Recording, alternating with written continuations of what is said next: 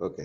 Entonces, la clase anterior lo que habíamos visto es la parte de, digamos, el problema de identificación, ¿verdad? Las dificultades de, de, de identificar, ¿verdad? El problema causal, cómo estimamos qué es el contrafactual y cómo lo estimamos.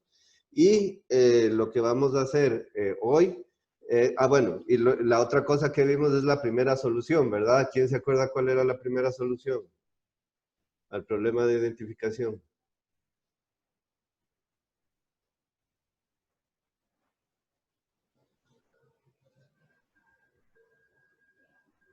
Era lo de soluciones aleatorias. Exactamente, asignar aleatoriamente el tratamiento, ¿verdad? Ahí es la parte, digamos que experimental, porque lo que estoy haciendo yo es, como investigador, es empezar a mover la X, ¿verdad?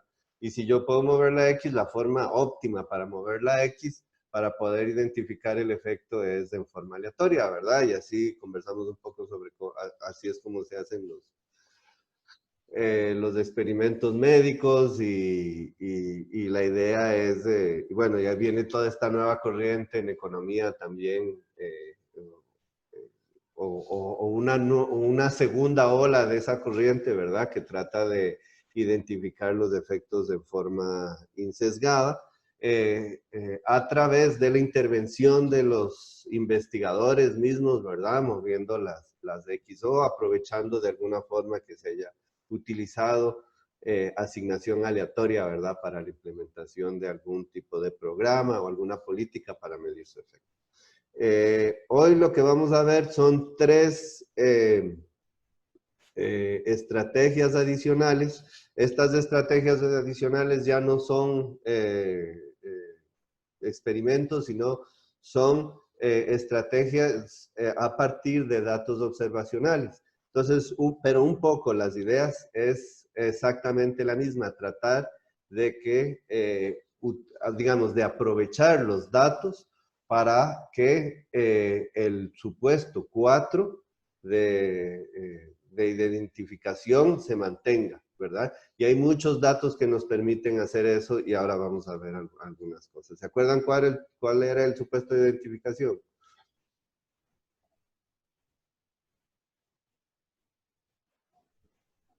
Si no se acuerdan, me dicen.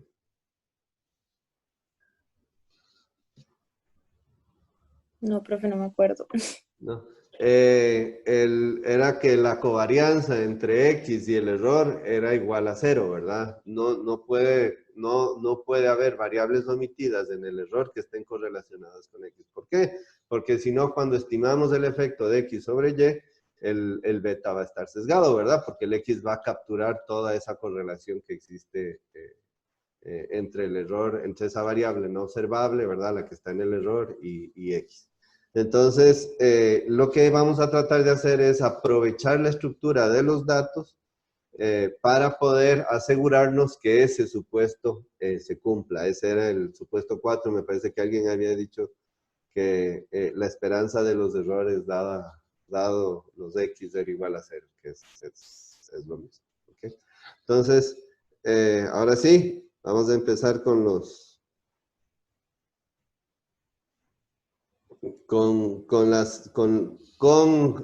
la segunda opción. Digamos, la primera era experimentos y ahora vamos a ver tres opciones más.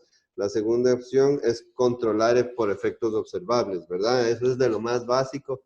La idea aquí es utilizar análisis de regresión, ¿verdad? Y la idea nace a partir de que, bueno, si lo hacemos a partir de datos observacionales, ningún par de variables, en este caso la variable dependiente o la variable de política, están aisladas del mundo, ¿verdad? Entonces es muy probable que haya relaciones, ¿verdad? Y estas variables pueden ser afectadas simultáneamente por las variables observadas por el investigador o por las variables no observables por el investigador, ¿verdad? Entonces, si son X, las podemos meter en la regresión y si son errores, no se puede, ¿verdad? Ahí es donde está la limitación de este método. ¿Qué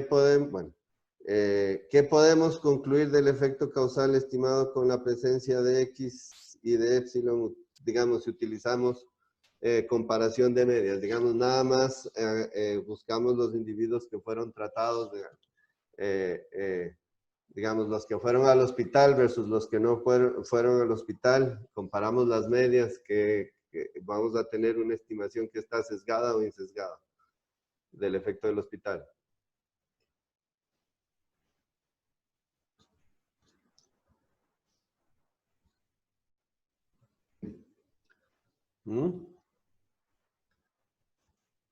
Si comparo a los individuos que fueron al hospital con los que no fueron, eso va a ser una estimación sesgada o insesgada del efecto del hospital.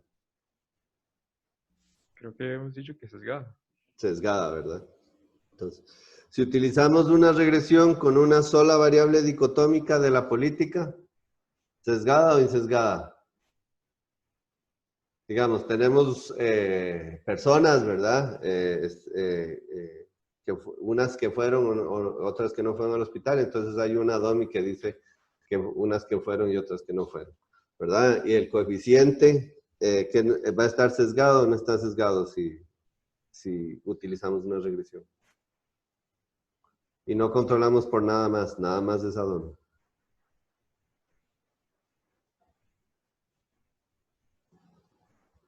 Sesgado. Sesgado también, ¿verdad? Eso lo habíamos hablado la vez pasada, ¿verdad? El hecho de que estemos utilizando una regresión no hace absolutamente nada de diferencia con respecto a comparar las medias, ¿verdad? Estamos exactamente haciendo eso, comparando medias, solo que con un método un poquito más complicado, pero la respuesta es exactamente la misma, ¿verdad? Entonces decimos que hay sesgos abiertos, entonces va a ser sesgado. Entonces decimos que hay sesgos abiertos si las diferencias vienen de variables observables y decimos que hay sesgos cubiertos si las diferencias vienen de esas variables no observables, ¿verdad? ¿Podemos corregir los sesgos abiertos? Digamos, el investigador tiene esa información que sesga el coeficiente, ¿verdad? ¿Qué podemos hacer?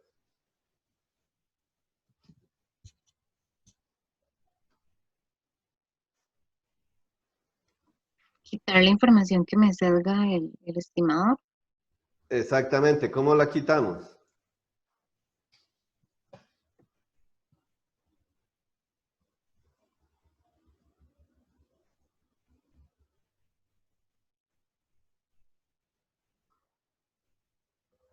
Bueno, eso es, si no, a ver, ¿alguien que se anime? O si no, que no, nadie, alguien. Ojo, ¿cómo? Escogiendo aleatoriamente. ¿Perdón? Escogiendo aleatoriamente entre personas que fueron al hospital y personas que no fueron al hospital. Esa es una forma de quitar información. ¿Puedes repetirlo? No entendí. Ah, perdón, lo dije muy rápido. Dale, dale. Dijo de que había que quitar la información, eso que acaba de decir.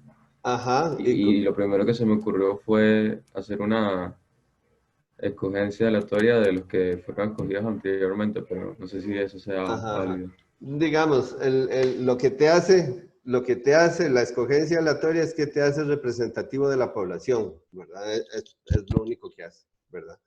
Aquí lo que, digamos, puede ser, digamos, pensemos en una variable que nos puede generar el sesgo abierto es la calidad de salud que tenían antes de ir al hospital, ¿verdad? Entonces, si tenemos una medida de la calidad de salud de las personas de antes de ir al hospital, ¿qué podemos hacer para estimar bien el efecto? Yo tengo, digamos, tres variables. Una, la cantidad de salud, digamos, la salud de hoy. Dos, quién fue o no fue al hospital. Y tres, la salud anterior, ¿verdad? Antes de que tomaran la decisión de ir o no ir al hospital. ¿Qué podemos hacer? Meterlo dentro de la regresión. Meterlo dentro de la regresión, ¿verdad? ¿Qué es lo que estamos haciendo cuando lo metemos dentro de la regresión? Se dice condicionar, ¿verdad? Significa exactamente lo mismo que hacer comparaciones para individuos que tenían el mismo nivel de salud previamente, ¿verdad? Entonces es como que si yo agarre a la gente que estaba sana y de la gente que estaba sana compare quiénes fueron y no fueron al hospital.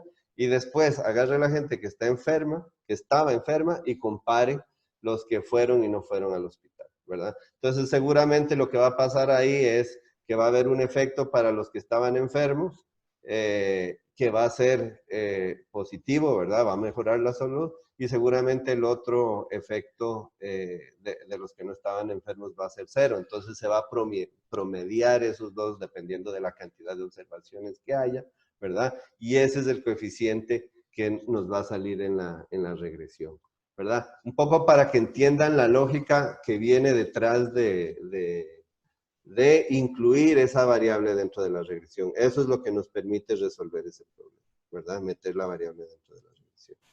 ¿Okay? Entonces, lo que les acabo de explicar, ¿verdad? Implícitamente lo que estamos haciendo es comparando los grupos del mismo X.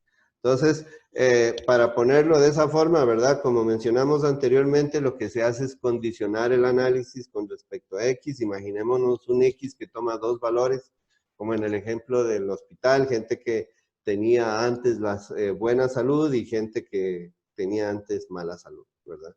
Entonces aquí lo que estamos haciendo es, ven, estamos comparando los individuos. Vamos a ver. El puntero. Estamos comparando, ¿verdad? Individuos que fueron tratados, que fueron al hospital, ¿verdad?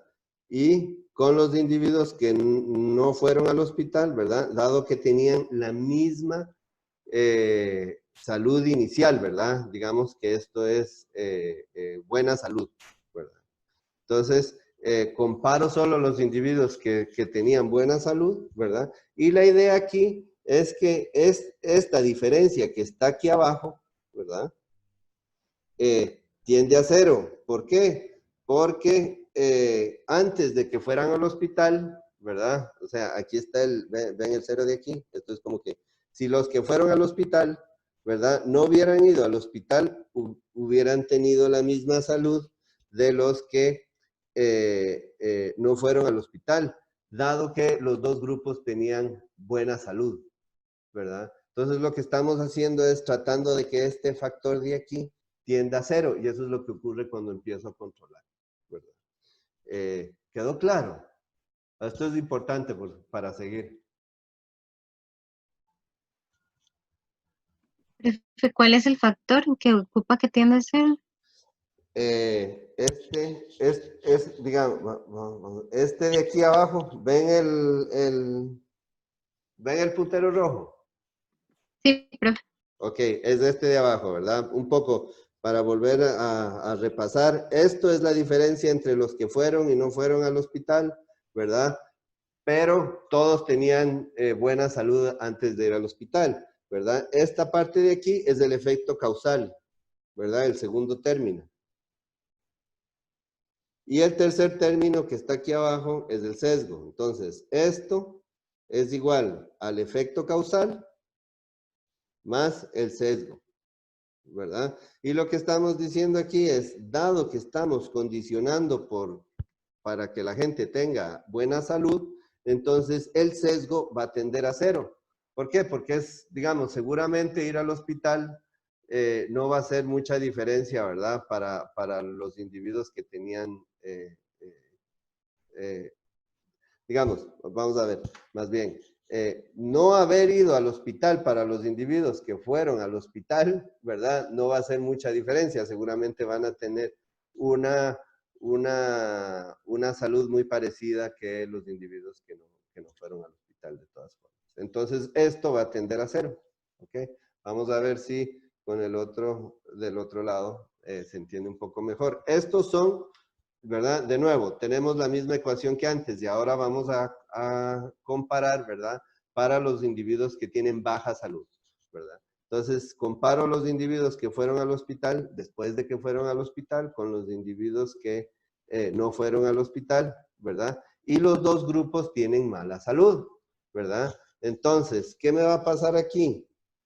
Entonces, esto está compuesto, de nuevo, por el efecto de ir al hospital, que es este término de aquí, más el sesgo, ¿verdad? Que está aquí. ¿Cuál es el sesgo? Agarremos este primer componente del sesgo. Esto es, ¿cuál habría sido la salud de los individuos que decidieron ir al hospital si no habrían decidido ir al hospital? Y si esto hubiera sido igual a la salud de los que decidieron no ir al hospital, dado que los dos grupos estaban enfermos, ¿verdad? Tenían mala salud. Entonces, esto se me hace cada vez más, cuando yo condiciono por X, se me hace parecido, ¿verdad? No va a ser exactamente igual, porque seguramente hay otros factores que están jugando un papel importante y tal vez algunos de ellos están correlacionados y todavía va a haber sesgo. Pero esto me ayuda a controlar un montón el sesgo, voy a eliminar el sesgo un montón, voy a hacer que esto me tienda a cero cuando condiciono, ¿verdad? Por eso mismo, porque si los individuos que fueron al hospital no hubieran ido al hospital, van a tener un nivel de salud muy parecido a los individuos que decidieron no ir al hospital, que estaban enfermos, ¿verdad? Porque estos estaban enfermos antes y estos también estaban enfermos antes, ¿verdad? Entonces, esta parte de abajo me va a tender a cero y entonces cuando hago esta comparación va a ser casi igual o se va a acercar al efecto causal, ¿verdad? Eso es las ventajas de condicionar, ¿ok? ¿Quedó claro? Sí, profe, ¿será que lo puede repetir? Perdón. Sí, no hay problema. Entonces, aquí lo que estoy haciendo es comparando, en la parte de arriba, comparando los individuos que fueron al hospital, ¿verdad? Con los que no fueron al hospital, ¿verdad? Pero estoy condicionando con que esa comparación sea solamente para los que están enfermos, ¿verdad? Seguramente van a tener mejor salud que estos porque estos fueron al hospital y estos no fueron al hospital, ¿verdad? Esta comparación está compuesta por dos cosas. Uno es el efecto causal de ir al hospital, ¿verdad? Como lo vimos en la clase anterior, y el sesgo, ¿verdad? Entonces, el efecto causal está aquí, es para los individuos que van al hospital, ¿verdad? Y este es el contrafactual. Y el sesgo es, ¿verdad? Este contrafactual que hubiera pasado con los individuos que fueron al hospital si no hubieran ido al hospital, ¿verdad? Y lo comparo con los individuos que no fueron al hospital y que estaban enfermos antes. Entonces, como estos estaban enfermos antes, porque X es bajo y aquí también X es bajo, estos dos componentes del sesgo, este 1 y este 2, se me hacen mucho más parecidos y esto me tiende a cero y entonces la comparación entre los que fueron al hospital y los que no fueron al hospital se me acerca al efecto causal que está aquí abajo. Esa es la idea, ¿verdad? Es bastante simple. Nada más lo que les recomiendo es practiquen un poquito los conceptos de contrafactual, ¿verdad? ¿Se acuerdan? Este es Y0, 1, si este es Y0 y el de Y es igual a 1, este es el contrafactual, ¿verdad? Esto es la salud de los individuos que fueron al hospital si no hubieran ido al hospital, ¿verdad? Y esta es la salud de los individuos que no fueron al hospital, ¿verdad? Y dado que no fueron al hospital, pero estamos comparando solo individuos que están enfermos, entonces si los que fueron al hospital no hubieran ido al hospital y estaban enfermos, van a tener una salud muy parecida a los que decidieron no ir al hospital y estaban enfermos, ¿verdad? Esa es la idea. Utilizando el análisis de regresión, ¿verdad? Lo que estamos haciendo es esto, ¿verdad? Poner beta 0, ¿verdad? Hacemos una regresión muy simple con dos variables, listo, ¿verdad? Entonces, ¿cuál va a ser la estimación del efecto? De ir al hospital. D es ir al hospital, X es la salud inicial. ¿Cuál es el efecto?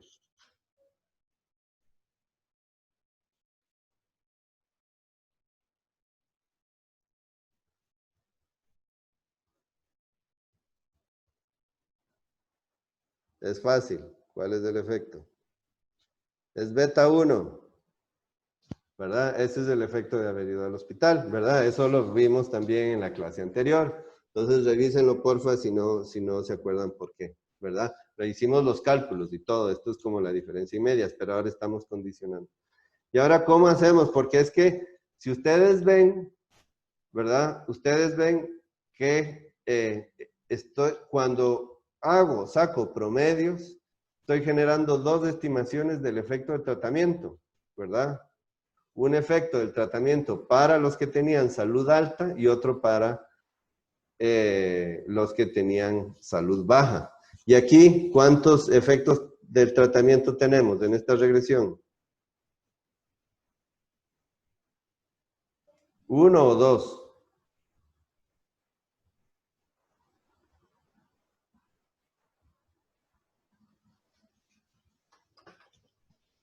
Dos. Aquí en esta regresión solo tenemos uno. ¿Ves? Es solo el beta 1.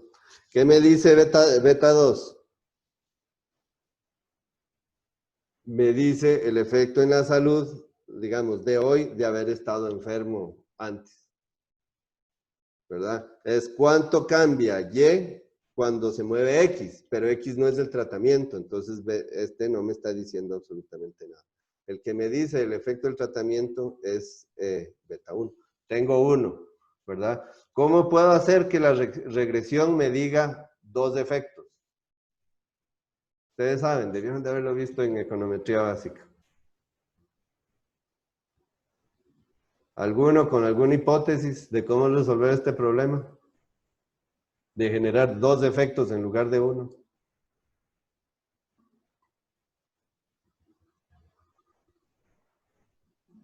Se calculan, se hace la regresión cruzada, o sea, como con los dos.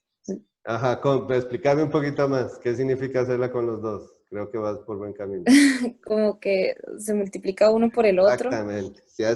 Se llama interacción y lo que se hace es se multiplica el uno por el otro, ¿verdad? Entonces tenemos, digamos, un beta 3 que va a ser DI por X, ¿verdad? Y ahí sí voy a tener dos efectos, ¿verdad? Voy a tener el efecto de D1, digamos que X, ¿verdad? Ya habíamos dicho que era dicotómica, es 0 cuando la gente tiene buena salud y antes, cuando tenían buena salud antes, y X es igual a 1 cuando tenían mala salud antes, ¿verdad? Entonces eso, si lo hago así, entonces cuando X es 0, el efecto beta 1 va a ser igual a salud mala, que sería este de aquí, ¿verdad? Y cuando X es 1, entonces el efecto se convierte en beta 1 más beta 3. Se me volvió el beta 1. Ok. ¿Por qué? Porque si X es 1, entonces el efecto de D, ¿verdad? Saco factor común de esta regresión, el D, y me queda esto, ¿verdad? Más beta 3 por X por D más beta 2 por X, ¿verdad? Entonces el efecto de D,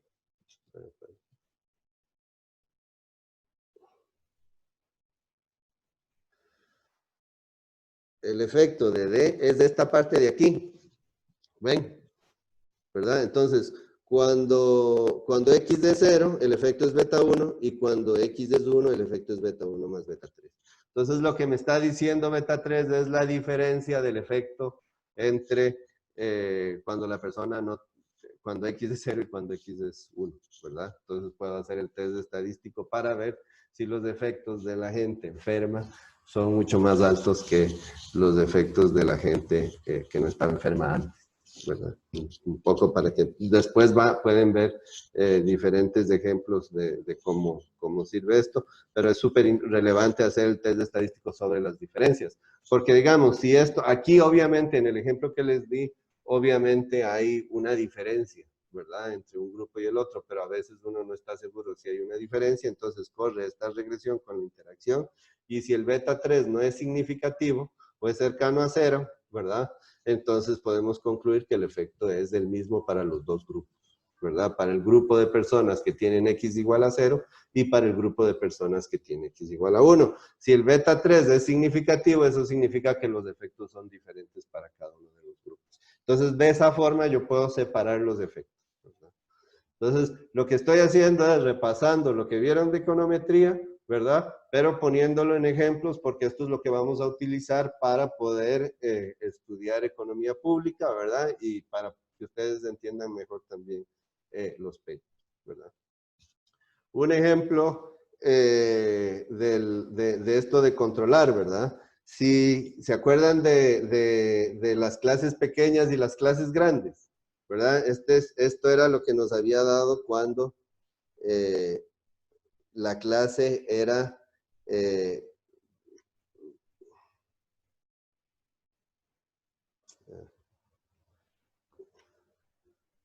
vamos a ver, pluma. Esto era lo que nos había dado antes, ¿verdad? Cuando habíamos hecho nada más la asignación aleatoria y habíamos comparado los estudiantes que estaban en las clases pequeñas versus los que estaban en las clases grandes.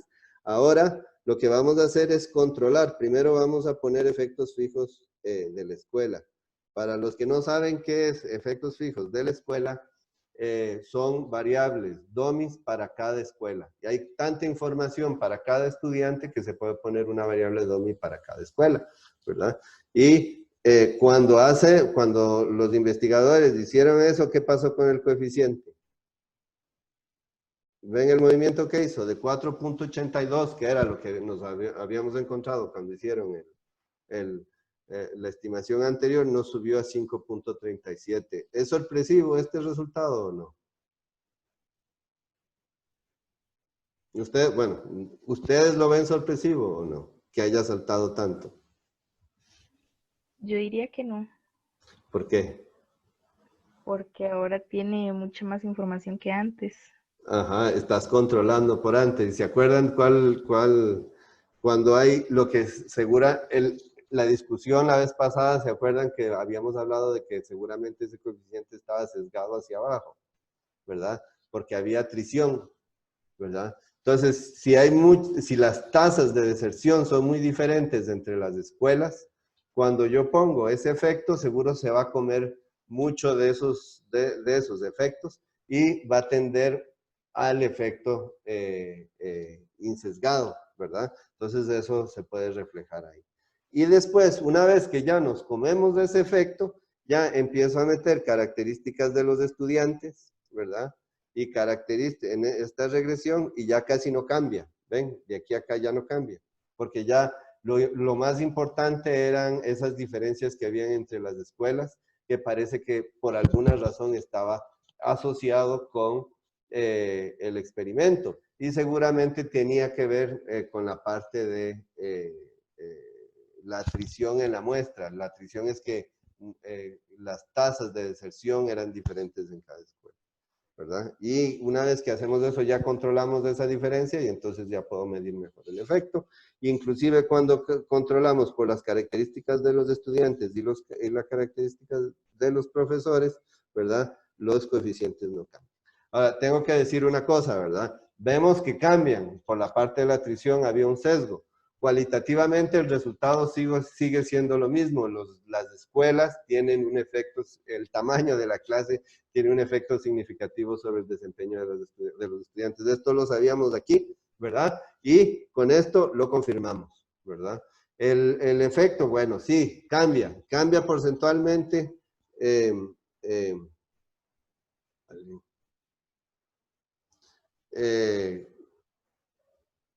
Cambia porcentualmente el efecto de, digamos, cambia porcentualmente, es, digamos, 0.5. No es pequeño, ¿verdad? Ese cambio, sí, digamos, porque estamos empezando de 4.82, un 0.5 es casi un 10% del efecto, ¿verdad? Que era más pequeño. Y hay, digamos, 4 puntos, subir de 4.82 a 4.37 tal vez no cambia mucho, ¿verdad? Pero está cambiando un 10% el efecto y hay situaciones donde ese 10% es relevante. Entonces, por lo menos aquí, económicamente no es tan relevante, pero sí en términos de magnitud digamos, no es tan pequeño, ¿verdad? 10% no es tan pequeño. Pero tenemos la misma respuesta, tenemos la misma respuesta a la hipótesis nula, que es que, digamos, la hipótesis nula aquí es que no había diferencias y estamos concluyendo que sí las hay, ¿verdad? Entonces, de todas formas, rechazamos la hipótesis nula y concluimos que sí hay diferencias entre estar en una clase pequeña y una clase grande. Vanessa me pregunta cuáles pueden ser esos efectos fijos. No sé si la pregunta, no sé si quieres aclarar un poquito la pregunta, Vanessa. ¿Me escucha? Sí. Bueno, era como los efectos fijos de la escuela, que cuáles podrían ser uno de los ejemplos. Ok, entonces, bueno, dos cosas, nada más para asegurarme que estamos en la misma página.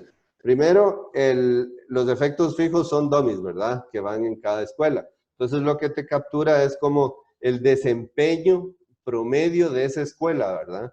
Y las diferencias entre si comparo una dummy de una escuela con una dummy de otra, en las notas me dice, digamos, cuál escuela es mejor que la otra, ¿verdad? Si esas dummies, y esto lo van a ver cuando estén estudiando, para los que van a ver datos de panel en microeconometría, lo van a ver, si esas dummies están relacionadas, ¿verdad? Si las escuelas, los efectos de las escuelas están relacionadas con la asignación, entonces, si yo no controlo por eso, el efecto va a estar sesgado, ¿verdad? Y entonces, como lo estoy metiendo, entonces no está sesgado. Estoy capturando todas esas diferencias que no tienen que ver con el tratamiento, sino con las diferencias en la calidad de las escuelas, ¿verdad? Seguramente tiene que ver con calidad de las escuelas, diferencias en las calidades de las escuelas, infraestructura o inclusive... digamos, el promedio de los profesores, incluso se asignó en forma aleatoria a los profesores, pero tal vez el promedio de los profesores adentro de esa escuela era un poco más bajo que el promedio de los profesores de otras escuelas. Esa es otra forma de ver qué tipo de cosas capturan esos efectos fijos que están relacionadas al desempeño. ¿Quedó claro?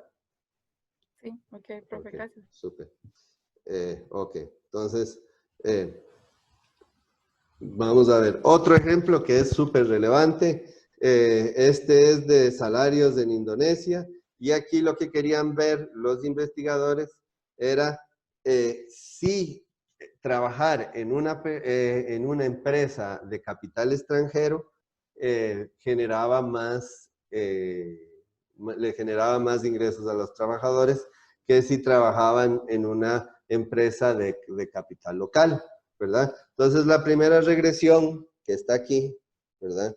Lo único que corren es una regresión que tiene una constante, que tiene empresas públicas, que es esta variable de aquí, ¿verdad? Y que tiene empresas de capital extranjero. La variable dependiente está en logaritmo natural. Entonces, ¿cómo interpreto, por ejemplo, este coeficiente de aquí?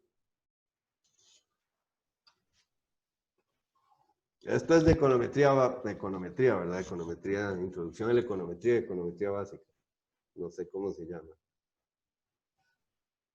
Sé lo que ven, pero no sé cómo se llaman cada uno.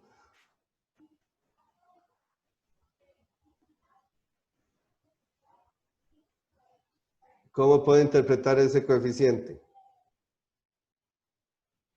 ¿Verdad? Si fuera una dummy, lo que me dice el coeficiente, eso lo vimos también en la clase anterior, lo que me dice es, comparo el salario de las personas que están en el grupo base con el salario de la dummy, ¿verdad? Eso es lo que me dice el coeficiente. ¿Cuál es el grupo base en esa regresión? ¿Cuál es el grupo base de ese grupo de dummies?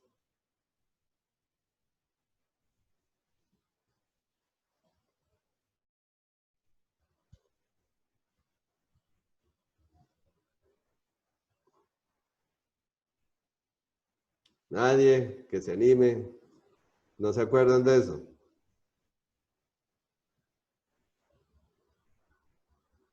Profe, sería blue collar. Sí, sería, pero ¿que trabajan en dónde? Esos blue collar, ¿que trabajan en dónde? Esos blue collar, ¿que trabajan en dónde? Unos trabajan en empresas de capital extranjero, otros en el gobierno. ¿Qué categoría me queda, Mauricio?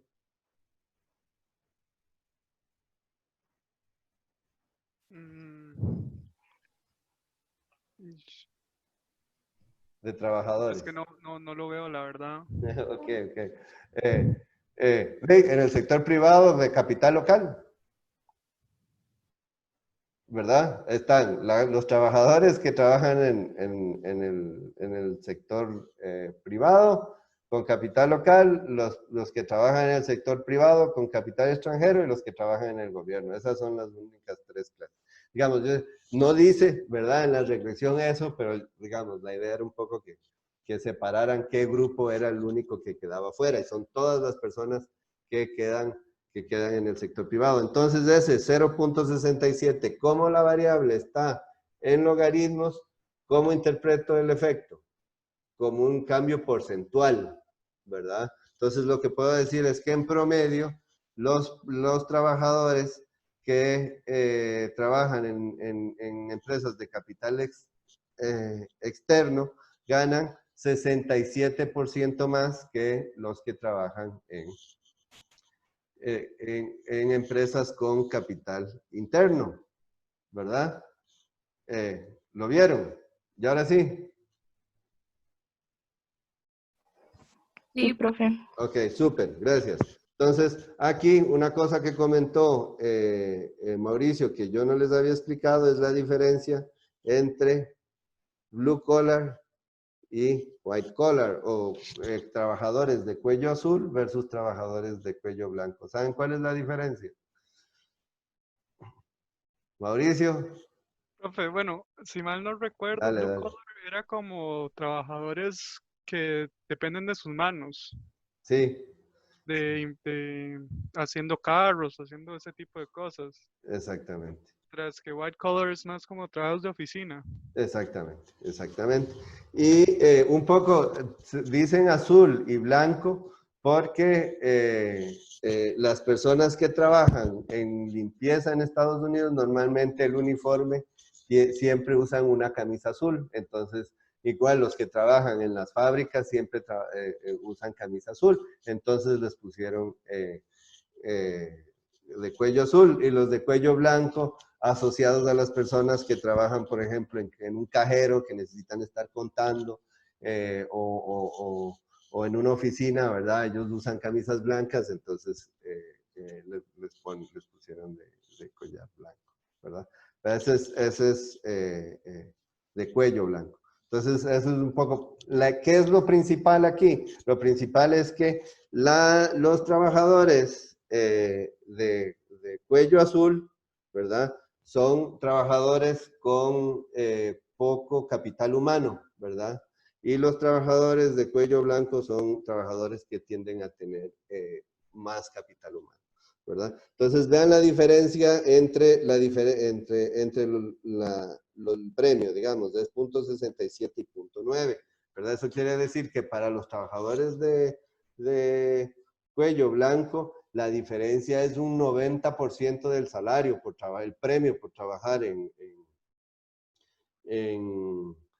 una empresa de capital extranjero es 90%, y eso suena bastantísimo, ¿verdad? Pero ¿qué es lo que está pasando aquí? Que no estamos controlando ni por educación, ¿verdad? ¿Y por qué podría sesgar la educación el efecto? ¿Cuál es la condición para que haya sesgo de estos coeficientes? De estos coeficientes de aquí. ¿Qué tiene que cumplir la condición para que haya sesgo? ¿Cuál es el supuesto de identificación 4? Que la correlación entre la variable que está omitida, que está en el error, que haya correlación entre la variable que está en el error con la variable de interés, la X, ¿verdad? ¿Qué es lo que estoy diciendo? Que seguramente los trabajadores con educación tienden a estar más en esas empresas de capital extranjero. Y entonces aquí yo estoy confundiendo con esos coeficientes dos cosas. Uno, que el efecto causal de trabajar en una empresa de capital extranjero, y dos, que esas empresas tienden a tener trabajadores con niveles más altos de educación, ¿verdad? Y entonces esta correlación del 67% y el 90% no me asegura que realmente las empresas estén pagando más. Puede ser todo debido al efecto de que están agarrando a los trabajadores educados. Entonces, ¿qué hacen los investigadores? Ponen la regresión, ponen en la regresión todas las variables de educación y cómo afecta a los coeficientes. Vean ahora el coeficiente. 36 para los de cuello blanco, con los trabajadores con bajas habilidades, y 70% para los 69% para los trabajadores con habilidades altas, ¿verdad? Entonces, teníamos razón, ¿verdad? Se nos comió un montón del efecto, ¿verdad? Bajó a casi la mitad el de cuello blanco y me bajó bastante también el de cuello azul, me bajó casi hasta la mitad, y el de cuello blanco también me bajó bastante, ¿verdad? Cuando empiezo a controlar por las dummies, ¿verdad? Por dummies de industria, entonces para cada industria meto una dummy, ¿verdad? Y meto una dummy para cada provincia, los efectos bajan aún más, vean, 0.27 ahora sí ya estamos por abajo de la mitad, y 0.56, o sea, 27% más y 56% más para los trabajadores de cuello blanco, y 27% para los de cuello azul, ¿verdad? ¿Qué me dice eso? Que también las industrias están jugando un papel importante. Las empresas de capital extranjero estaban yendo a industrias donde los salarios ya estaban más altos. Entonces, si no controlo por esto, parece que es por que están en una empresa de capital extranjero y no porque están en una industria que paga más, ¿verdad? Y la verdadera razón era porque estaban en una industria que paga más. Por lo menos la diferencia entre este 0.36 y este 0.27, ¿verdad? Una vez que ya controlé por todo, ya ahora sí, ya puedo ver ese coeficiente, ya no está tan sesgado como antes, y puedo decir, bueno, el efecto puede andar como por un 27% para los trabajadores de cuello azul y un 56% para los trabajadores de cuello blanco. ¿Entendieron? ¿Alguna pregunta? Profe, yo tengo una pregunta. Sí, adelante. Digamos, viendo el efecto que tienen las variables esas dummies en las regresiones, ¿no es más fácil si, digamos, en la mayoría de las investigaciones se usaran esas variables, o a veces no se usan porque no existen los datos? No, vieras que no, normalmente industria y provincia casi siempre se usan. Esta investigación las usó, ¿verdad? Lo que están haciendo es mostrando lo importante que es utilizarlas, ¿verdad?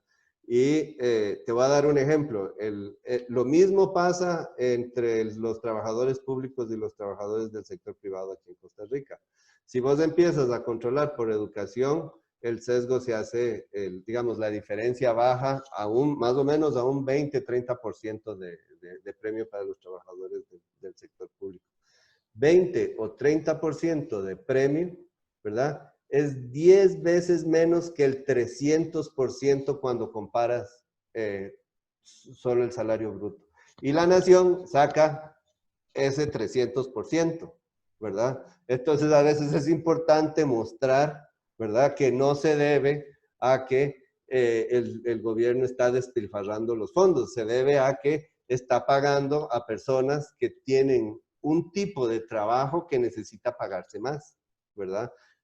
Que paga más de lo que debería, tal vez paga un 20 o un 30%, pero no 300% como dice les voy a enseñar, voy a buscarlo, se los voy a poner en mediación virtual. El artículo donde la Nación decía que el diferencial salarial era 300%. ¿Lo es? Bueno, sí lo es, pero a partir de ahí no pueden concluir que el gobierno está despilfarrando fondos, y eso era lo que decía el artículo, ¿verdad? Lo importante es, bueno, ¿Por qué? Porque si yo agarro esos trabajadores del sector público y los meto en el sector privado, no van a ganar 300% menos, no, digamos, no van a ganar un tercio de lo que están ganando, ¿verdad? Lo que van a ganar es 30% menos o 20% menos, ¿verdad? Entonces, sí, todas las investigaciones deberían de tener eso, pero también es importante demostrar cómo va cambiando el coeficiente conforme yo voy incluyendo las variables, porque eso permite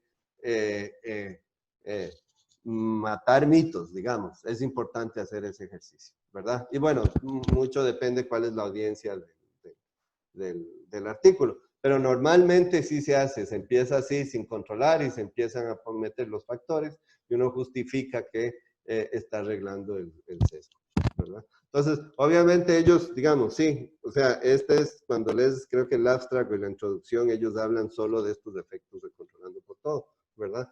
Que es lo relevante, pero en las regresiones muestran esos efectos. Eso sería. Ok, muchas gracias por la pregunta. Esto es un poco, es un gráfico, a mí me gusta enseñar este gráfico porque muestra qué es lo que está pasando cuando estamos controlando, ¿verdad? Entonces, aquí lo que está pasando es que vemos primero una relación entre X y Y que no existía, ¿verdad? Pero en el momento en que controlamos, ¿verdad? Ya se puede ver que sí existía una relación entre las variables de X y Y. ¿Ok? ¿Alguna pregunta?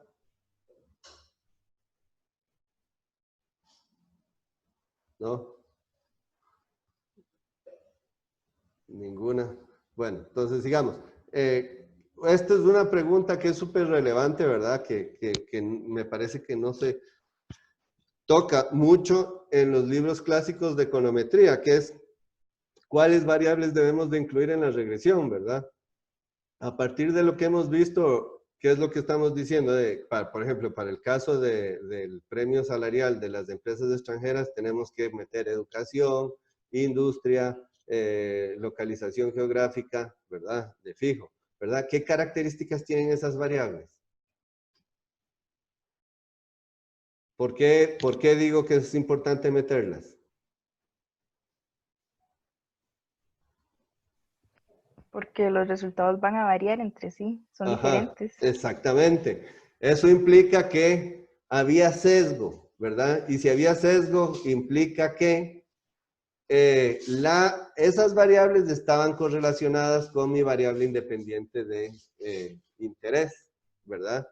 Entonces, por eso es que, entonces, todas las variables que están correlacionadas con mi variable independiente de interés, obviamente que afectan la variable dependiente, tienen que estar en la regresión, ¿verdad? Esas siempre tienen que estar en la regresión, ¿verdad? Son estas, ¿verdad? Esa es X, esa X que está ahí es la salud inicial en el hospital, en el ejemplo de ir al hospital o no, en el otro ejemplo de las escuelas pequeñas y grandes son las DOMIs para cada escuela, y en el último ejemplo que vimos son los niveles de educación y la industria y las provincias, ¿verdad? Entonces, esas variables tienen que estar. ¿Por qué? Porque si no están ahí, generamos sesgo, ¿verdad? No se cumple el supuesto de identificación, que es del supuesto 4, ¿verdad? Entonces, esas variables siempre tienen que estar, ¿verdad? Que, ojo, voy a hacer, por eso aclaré en el supuesto de multicolinealidad, ¿verdad? Aclaré que tenía que ser multicolinealidad perfecta, ¿verdad? ¿Por qué? Porque siempre va a haber multicolinealidad en el sentido de que siempre hay una relación entre X y Y. Por eso quiero meterla. O sea, la existencia de esa relación hace que yo tenga la obligación de meter X para que el efecto de D no esté sesgado. Y por eso hay una gran diferencia entre un problema de multicolinealidad y un problema de multicolinealidad perfecta. El problema de multicolinealidad perfecta hace que yo no pueda identificar el efecto. Pero si hay multicolinealidad, casi que es obligatorio que yo meta la variable, ¿verdad? Si hay multicolinealidad no perfecta, ¿verdad? Casi que es obligatorio porque si no voy a capturar el efecto de las dos variables. variables que no debo de incluir. Esto es tal vez uno de los ejercicios más importantes. Creo que, que los libros de econometría clásica no mencionan. Si D, o sea, yo quiero, digamos, esta es mi variable de interés. Mi variable de interés es la política pública, ir al hospital, estar en una clase pequeña, trabajar para una empresa de capital extranjero. Esa es mi variable de interés, eso es lo que yo quiero saber, ¿verdad? Si hay una variable que es resultado de Y, ¿verdad? Que Y cambia a X, no la puedo poner en la regresión. ¿Por qué? Porque si la meto en la regresión, tengo un problema de simultaneidad y cada vez que se mueve Y se va a mover X, entonces X va a capturar todos los efectos de todas las variables, ¿verdad? Entonces, no se puede meter una variable que se mueve a consecuencias del movimiento de la Y. Eso está totalmente prohibido. Y la otra cosa, aquí, este es un caso más interesante, porque, digamos, si la única forma que D afecta a Y es a través de mover X1 y X2, si yo meto esas dos variables en la regresión, X1 y X2, cuando meta D en la regresión me va a salir insignificativa, ¿verdad? El efecto va a ser 0 y no va a haber efecto, ¿verdad? Voy a concluir que no hay efectos. ¿Y los hay? Sí, sí los hay, ¿verdad? Cada vez que muevo D se mueve Y, ¿verdad? ¿Por qué? Porque cada vez que muevo D se mueve X1 y se mueve X2, ¿verdad? Y después se mueve Y. Entonces puedo terminar concluyendo que D no tiene efectos cuando sí los tiene, ¿verdad?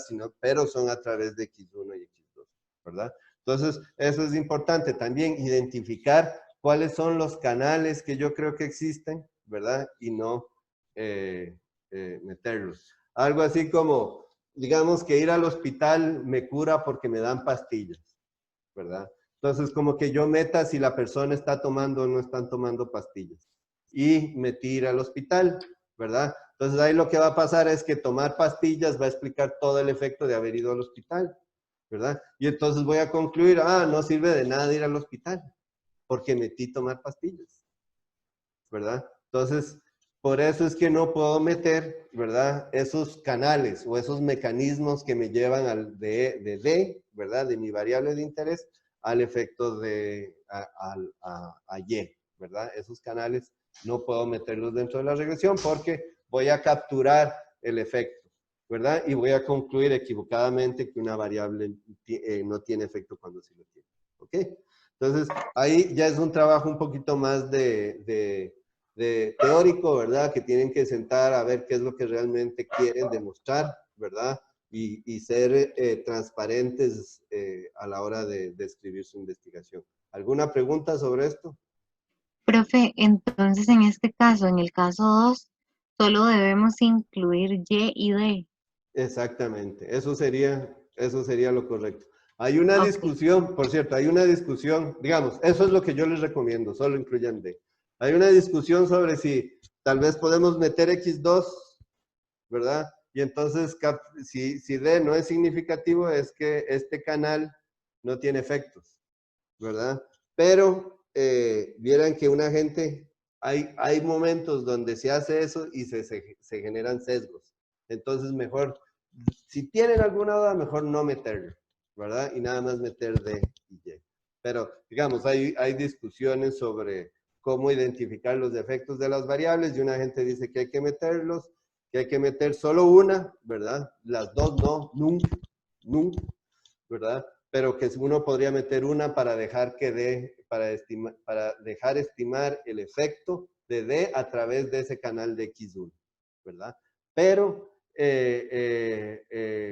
por ejemplo, Angris y Pischke argumentan que no debe de hacerse eso porque el efecto de D va a estar sesgado. Ahí hay una explicación muy buena sobre por qué. Yo les recomiendo nada más que si tienen duda, se lean esa parte del Pischke, ¿verdad? Pero si me escriben y yo les digo en qué parte del libro está, si no, mejor no metan ninguna y estiman el efecto de D total, ¿verdad? Es lo mejor, es lo más fácil. ¿Ok? Aquí es un gráfico de, aquí parece más bien que sí hay relación, ¿verdad? Aquí parece que sí hay relación, ¿verdad? Pero cuando controlamos por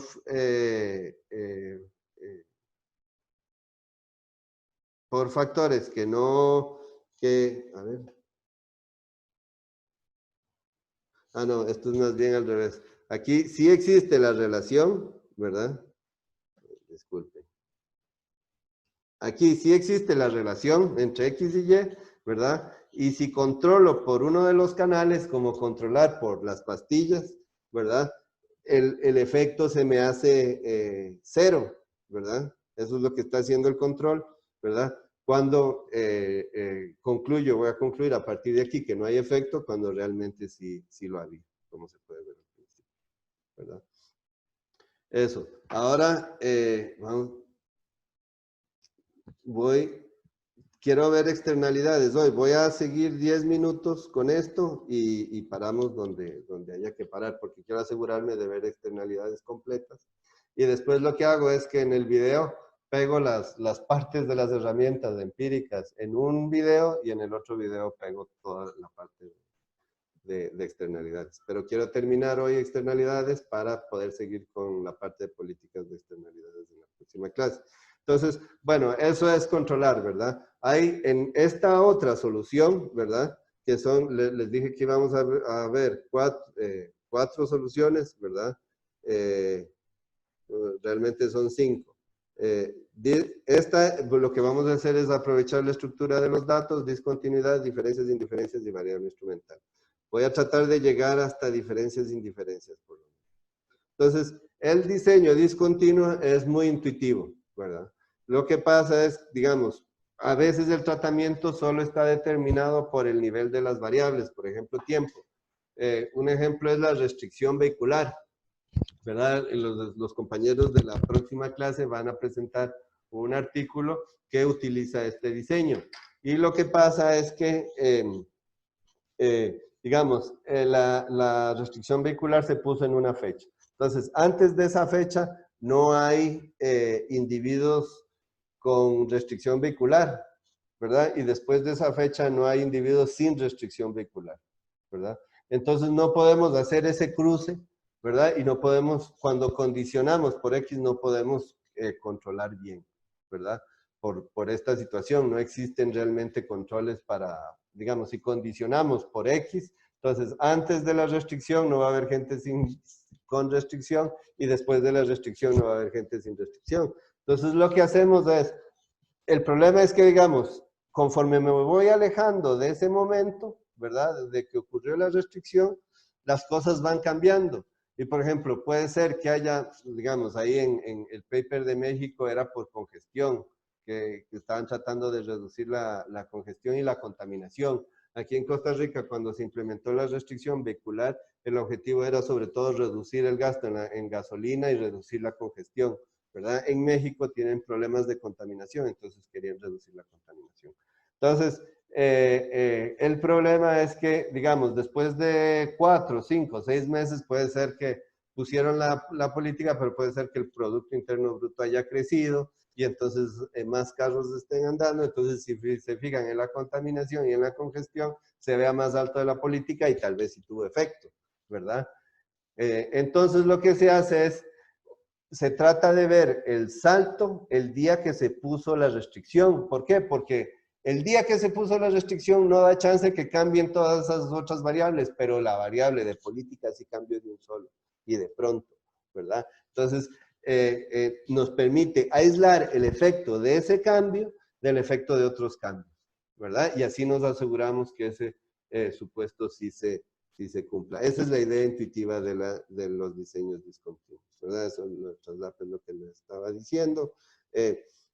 Un poco aquí es la misma notación que estábamos utilizando antes, pero la cambio para redefinirla de acuerdo a tiempo, ¿verdad? O otra variable, X0, por ejemplo, sería la fecha de cuando se implementó la restricción. Entonces, si estás por arriba de X0, estás tratado, y si estás por debajo de X0, no estás tratado. Y entonces aquí, o sea, seguimos la misma notación y hay obviamente escenarios contrafactuales. Este sería un escenario contrafactual y este otro también, ¿verdad? Entonces, la idea es que conforme nos vamos acercando a X0, ¿verdad? Esta diferencia, ¿verdad? Teóricamente debería de irse a 0, ¿verdad? Porque como nos vamos acercando a X0, esto debería hacerse casi que igual, ¿verdad? Porque empezamos a tener exactamente las mismas características en un montón de cosas. Y entonces puedo identificar el efecto causal. Esa es la idea, ¿verdad? Una alternativa es controlar por X, ¿verdad? Ahí, digamos, esa sería la regresión que debemos de utilizar. Digamos que, para el efecto, ahora les voy a decir por qué. El X0, digamos, el 0 tiene que estar exactamente en 0. Entonces, digamos, si es la fecha, si se implementó el 26 de agosto, la restricción, el 26 de agosto tiene que ser 0, el 27 de agosto tiene que ser 1, y el 25 de agosto tiene que ser -1, y así, ¿verdad? Ahora vamos a ver otros ejemplos cuando no es tiempo, pero esa es la idea. Porque lo que yo estoy haciendo con el beta 1 es, cuando pongo, esta es una interpretación que se les da en econometría básica, que es como el cambio en la intersección, ¿verdad? Así es como interpretan el coeficiente, ¿verdad? El cambio en la intersección. Y eso es lo que queremos ver, el cambio en la intersección, que es el cambio cuando, el salto cuando se hizo, se implementó la política. Entonces se ve nada más ese salto, ¿verdad? Y a partir de ese salto podemos ver el efecto. Vamos a ver si hay una... Les voy a hacer el gráfico para que lo vean, para que más o menos me entiendan de qué estoy hablando. Digamos que este es el tiempo.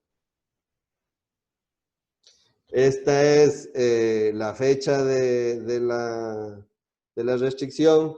Y digamos que la contaminación o la congestión venía aquí, ¿verdad? En diferentes lugares se ve aquí, ¿verdad? Todos. Por eso hay puntos similares, ¿verdad? Y ese día de pronto la restricción, ¿verdad? Sigue esa tendencia, pero empieza desde aquí.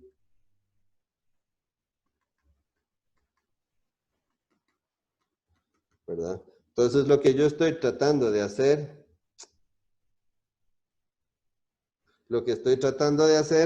es, vean, si yo corro esta regresión, lo que tengo es como esto, ¿verdad? Obviamente habían tendencias que hacían que iban a subir, entonces si corro una regresión solo con la DOMI, el promedio de la izquierda con el promedio de la derecha van a ser parecidos y voy a concluir que no hay efecto. Pero si corro esta regresión que está aquí, lo que voy a hacer es que voy a medir el efecto de la variable en este salto, ¿verdad? Y este es el salto que me dice cuánto afectó la restricción, ¿verdad? Entonces, eso digamos, esa es la idea que está detrás del diseño discontinuo. Y, ¿verdad? Aquí lo que hay que tener cuidado es que si yo pongo X, esto es lineal, podría ser que esté pasando esto, ¿ven? Voy a borrar esto.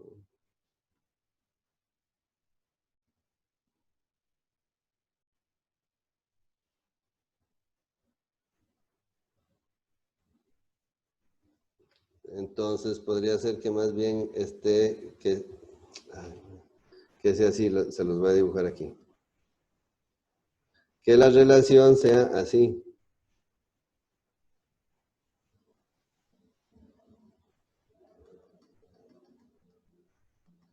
¿Verdad? Si yo corro la regresión lineal, va a aproximármela más o menos así. Y yo voy a concluir que hay un efecto. ¿Y hay un efecto o no? De acuerdo a los puntitos. ¿Ustedes creen que hay un efecto de acuerdo a los puntitos?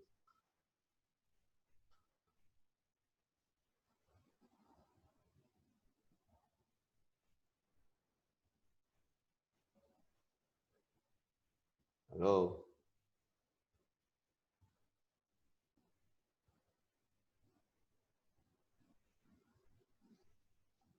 ¿Aló? ¿Hay alguien? Yo diría que no. No, ¿verdad? Exacto, esa es la respuesta correcta. No, porque el problema es que no estamos capturando la forma funcional de la función, ¿verdad? Entonces, por eso, para evitar ese problema, tenemos que poner funciones polinomiales. Y entonces así me captura. Y si hay un salto, realmente un salto, se va a mostrar aquí. ¿Ok? Y eso es lo que van a enseñar los compañeros de la próxima clase en el video de la política del efecto de la restricción vehicular de México. Esa es más o menos la idea, ¿verdad? Puedes reducir el sesgo, pero depende mucho del grado en que se utilice. Así que hacen muchos test de robustez, utilizan X4, X5, después de X6, después de X7.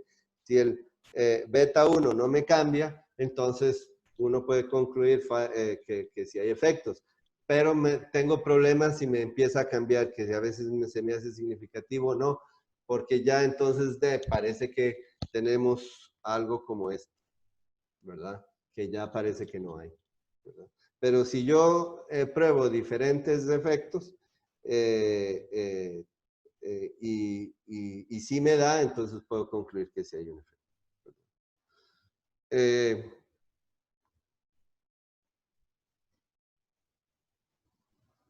La otra es digamos, para medir el efecto, digamos, si pusieron una política que en el mismo día que había restricción vehicular y subieron la gasolina, ¿verdad? Entonces no puedo separar esos dos efectos. Entonces hay que asegurarse que solo ocurra una cosa a ese momento en el tiempo, ¿verdad? Y cuando hablamos de tiempo, si es muy largo, es difícil de defender ese supuesto, porque una cosa es que cambie la congestión de un día al otro en términos de restricción vehicular el día que puse la restricción, o de una semana a la otra, o de un mes al otro. Pero si quiero ver una política del gobierno y solo se mide el PIB a nivel anual y entonces termino comparando 1994 con 1995, entonces de ahí no me sirve mucho porque entre esos 2 años también cambió un montón de cosas, ¿verdad? O entre el 2016 y el 2017. Entonces, digamos, no me sirve esa estrategia para eso, sino me sirve cuando no doy chance de que cambien otras cosas. Este es el paper que no lo voy a tocar porque van a generar la presentación los compañeros, pero sí les quería hablar sobre este paper de Gindling, Mossad y Trejos. Trejos era un investigador del instituto, fue un investigador del Instituto de Investigaciones de Ciencias Económicas, muy bueno, y Juan Diego Trejos. Y lo que hicieron aquí con información de Costa Rica es, en lugar de utilizar el tiempo, ¿verdad?, como punto de corte, utilizaron salarios, ya les voy a explicar. Entonces, lo que querían ver es si una campaña para que se cumpliera el salario mínimo tuvo efecto o no sobre los salarios mínimos. Entonces, lo que hicieron es poner los salarios en orden en lugar del tiempo, ¿verdad? Del más bajo al más alto, y el punto de corte era el salario mínimo. Y lo que hicieron es comparar los salarios de las mismas personas antes de la política y después de la política, antes de la campaña y después de la campaña. Entonces, ¿cuál es la hipótesis? Los salarios que estaban debajo del salario mínimo debieron de haber saltado mucho más que los salarios que estaban después del salario mínimo. Lo que ocurre es que, como lo van a ver aquí, normalmente los salarios más bajos saltan más porque son más bajos, ¿verdad? Y van bajando, ¿verdad? El salto. Pero entonces, digamos, si comparáramos el promedio esto con esto, concluiríamos que sí tiene efecto, pero no estamos realmente midiendo el efecto. El efecto se mide en la discontinuidad del salario mínimo y sería esta parte de aquí, ¿verdad? Es exactamente el mismo diseño que vimos antes, solo que en lugar de tiempo se utiliza los salarios en el primer periodo. Entonces, los salarios en el primer periodo, aquí este es el salario mínimo, ¿verdad? Y digamos, este es el menos 5, es menos 0.5, es la diferencia en el salario mínimo, entre el salario mínimo y el salario que estaba ganando el trabajador antes de la política, y esto es los cambios, ¿verdad? La tasa de crecimiento. Y entonces podemos concluir que este es el efecto de haber implementado esa campaña, porque hizo que haya un salto en el salario mínimo. Y de hecho, miden eso, digamos, se aseguran de que no fuera otra cosa con observaciones que no estaban trabajando para un patrono, ¿verdad? ¿Por qué? Porque para esas observaciones no debería de haber ningún salto porque nadie les está pagando, ¿verdad? Entonces no es una cuestión de cumplir o no cumplir la campaña. Y eso es lo que encuentran que, vamos a ver si lo puse aquí está, que cuando se enfocan en esos trabajadores no hay efecto. Entonces quiere decir que este efecto anterior realmente existe y no se debe a ninguna otra cosa que alrededor del salario mínimo, ¿verdad? Porque aquí demuestran que no hay. ¿Ok? Entonces, este es el gráfico de la regresión, ¿verdad? Lo que estamos haciendo es comparar exactamente antes y después de la discontinuidad, ¿verdad? Y ese sería el efecto. ¿Verdad? ¿Alguna pregunta?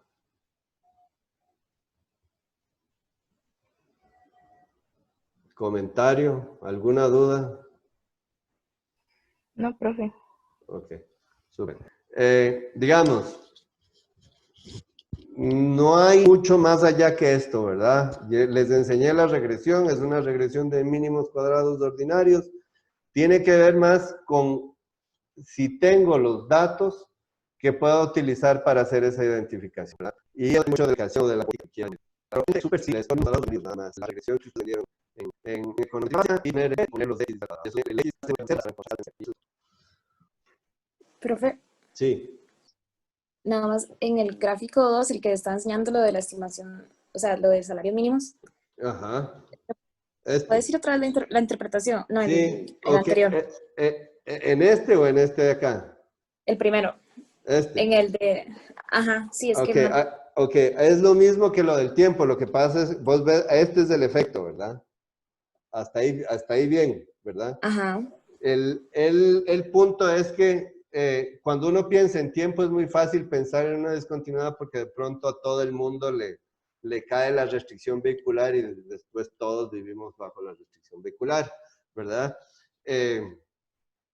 Aquí lo que estamos viendo más bien es no un corte en el tiempo, sino un corte en un nivel de salario.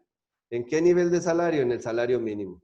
Todos los salarios mínimos antes, todos los salarios que ganan menos que el salario mínimo, ¿verdad? Tienen que llevarlo al mínimo, ¿verdad? Y entonces todos esos son tratados, ¿verdad? Por la campaña que hicieron. La campaña era que reporten si no están ganando el salario mínimo a tal número de teléfono. Antes de los partidos de fútbol, los jugadores de Heredia y de la Liga y de Saprissa salían con las camisetas de Cartago también, con las camisetas de reportes si no están ganando el salario mínimo. Fue un año de campaña sobre el salario mínimo. Entonces la idea es que esa campaña solo podía afectar a la gente que ganaba menos del salario mínimo, ¿verdad? Entonces todos los tratados son estos de aquí, ¿verdad? Y los controles son estos de aquí, ¿verdad? Los que no fueron tratados. Entonces, ¿cómo hay una diferencia? Siempre hay crecimiento de los salarios mayor para los que ganan menos que para los que ganan más. Entonces era difícil nada más comparar la gente que había ganado el salario mínimo el año anterior y ver cuánto le aumentó con la gente que no estaba ganando el salario mínimo, porque siempre porcentualmente les crece más. Entonces, digamos, si vas y ves el año anterior, ves esa misma tendencia, ¿verdad? Entonces no sabes cuál es el efecto, pero si logras encontrar el efecto en la intersección, ¿verdad? Porque el individuo que está un poquito a la izquierda del salario mínimo, ¿verdad? no debería ser muy diferente que el individuo que está un poquito a la derecha del salario mínimo. Entonces, si esos dos individuos que son similares tienen grandes diferencias entre un año y el otro, tiene que ser que la campaña sirvió, ¿verdad? Y esa es la idea. ¿Y de cuánto? La magnitud es de esto que está aquí, ¿verdad? El salto. El salto de aquí, ¿verdad? Eso es lo que queremos ver, ¿verdad? Eso es todo. ¿Quedó claro? Sí, muchas más gracias. Ok. Voy a ver lo de diferencia en diferencias porque es relevante y yo creo que ya agarramos un recreo, ¿verdad? Es súper intuitivo la parte de diferencias en diferencias también. Aquí, digamos, lo que hacemos es, aquí para hacer diferencias en diferencias lo que tenemos es, normalmente son datos de panel donde tenemos información de los individuos antes de que se implementara la política y después. Y lo que tenemos es que para unos se les implementó la política y para otros no. Esa es la idea.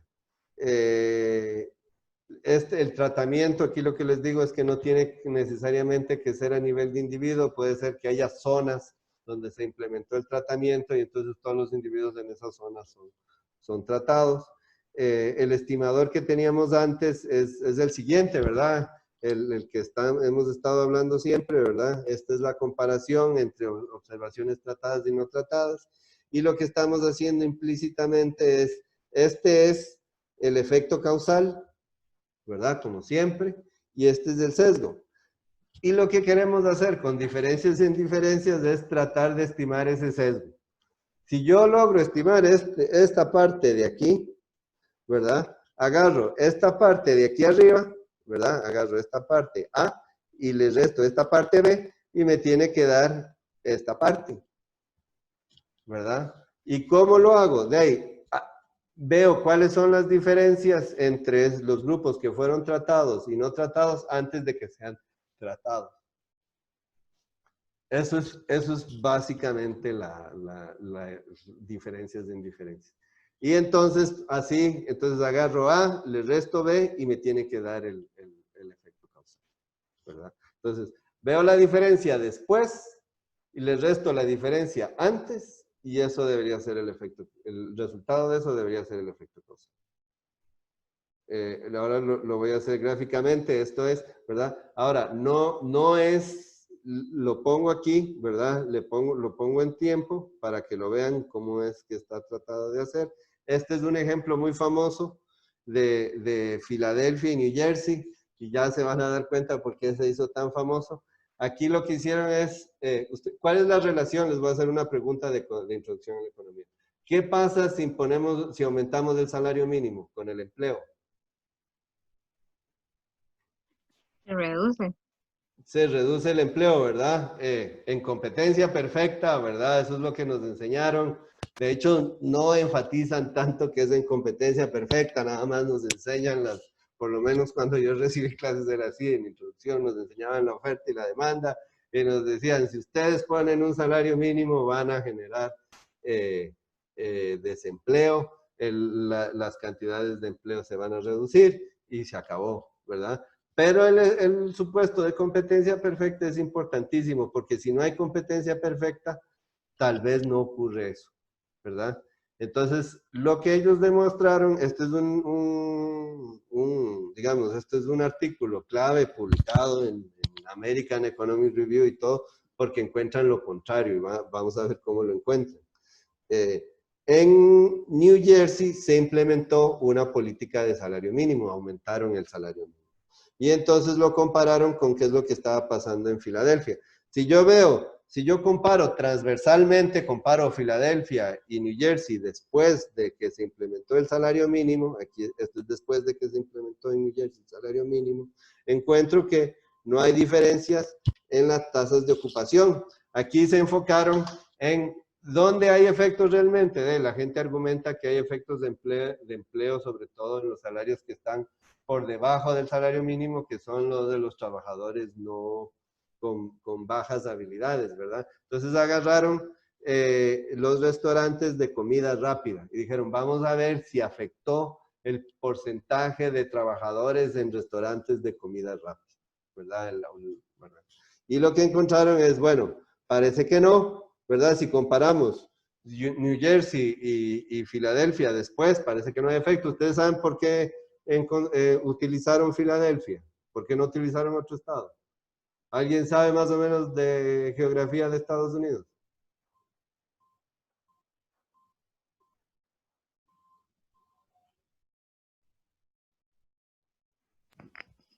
No, profe, ni idea. No, es que New Jersey queda a la par de Filadelfia y tienen un aparato productivo muy similar, ¿verdad?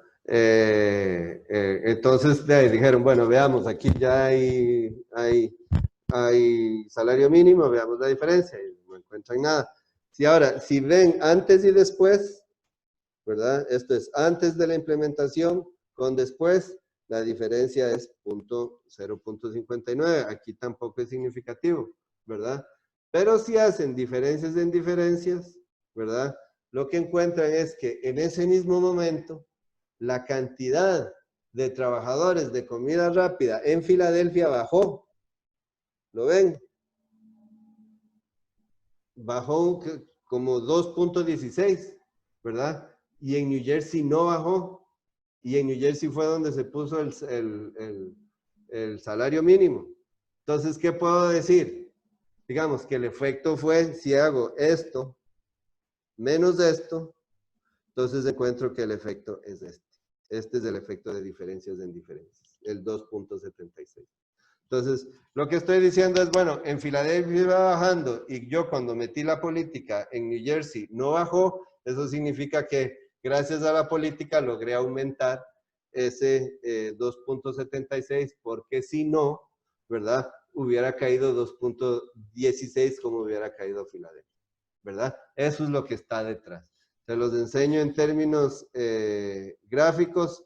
Esta era la tendencia de Filadelfia, iba bajando, ¿verdad? En New Jersey, por el salario mínimo, eso es lo que le estamos tratando de asignar, ¿verdad? No hubo ese cambio. Entonces, si yo no hubiera implementado, bueno, si en New Jersey no se hubiera implementado ese salario mínimo, el contrafactual, agarramos la tendencia del otro estado que no recibió el tratamiento y se lo pongo al del tratamiento, ¿verdad? Y digo que el efecto habría sido este. Eso fue el efecto. Esa es mi estimación del efecto de diferencias en diferencias, ¿verdad? Y concluyen los autores en un paper muy famoso que los salarios mínimos aumentan el empleo, que es exactamente lo contrario que dice la teoría. Si ustedes hacen el análisis súper simple que les enseñaron en Introducción a la Economía, solo que asumen que hay poder monopsónico, ¿verdad? ¿Saben qué es poder monopsónico?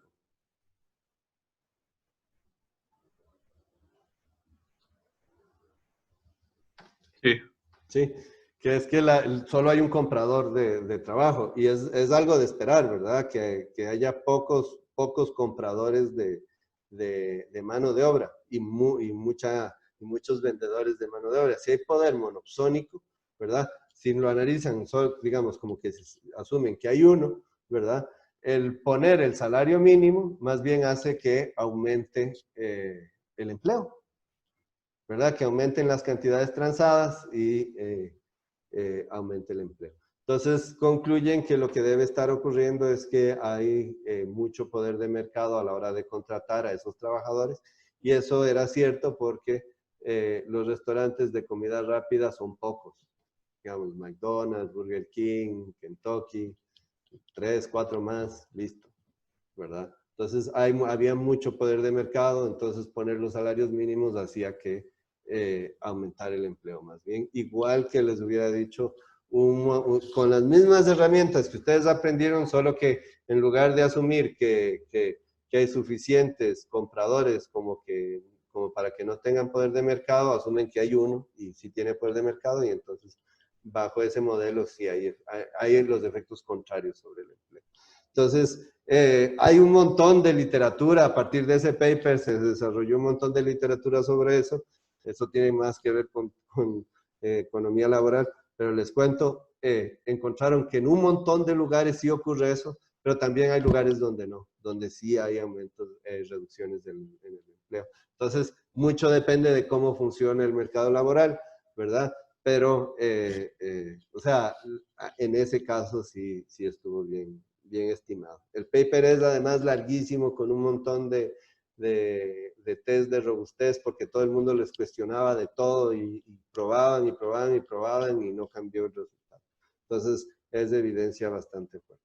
Eso no quiere decir que pase en todo lado. De hecho, hay evidencia que en otros lugares sí se reduce el empleo. Pero, digamos, no es tan automático que la implementación de salarios mínimos reduce el empleo.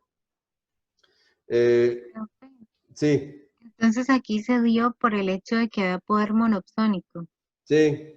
Okay. Digamos, esa es la hipótesis que ellos tienen, porque realmente no prueban si hay poder monopsónico, prueban que el salario mínimo no se redujo. Y es importante justificar eso, ¿verdad? Diferenciar entre qué es lo que encuentran y qué es lo que prueban. Ellos, cuando encuentran eso, dicen, bueno, la evidencia muestra, o sea, todas las características que vemos señalan a que tiene que ver con el poder de mercado, ¿verdad? Y por eso justifican el resultado.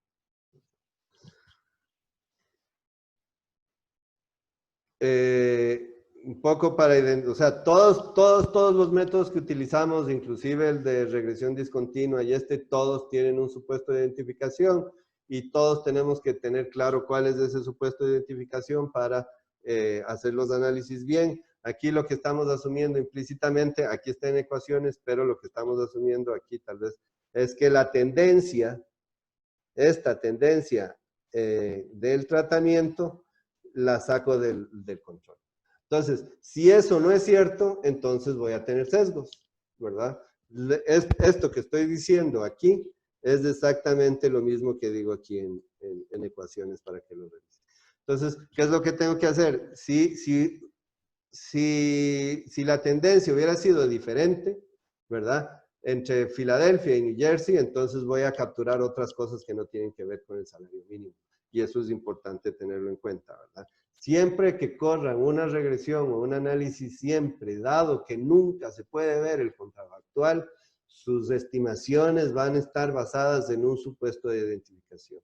Y entre más rápido sepan cuál es ese supuesto de identificación, mejor va a ser su trabajo, porque van a poder delinear muy bien las limitaciones que tiene y defenderla o aceptar que puede haber algunos sesgos, ¿verdad? Y eso es lo que diferencia un buen trabajo de un mal trabajo. Un mal trabajo dice el efecto es así y ya, ¿verdad? Pero un buen trabajo dice, el efecto es así bajo estas condiciones, asumiendo que este sería el contrafactual y entonces tendría estas limitaciones. Y entonces así es como se crea la ciencia, porque a partir de esas limitaciones otra persona viene y dice, voy a tratar de resolver estas limitaciones y así va creciendo, ¿verdad? Entonces siempre recuerden, cuando hagan una estimación, un estudio de algo, siempre incluir las limitaciones. Esto es lo que estamos haciendo en diferencias, antes y después, ¿verdad? Estamos comparando los cambios y después nivelamos ese cambio y comparamos la diferencia. Eso es comparar las diferencias en forma gráfica. ¿Okay? Entonces ahora sí, voy a dejar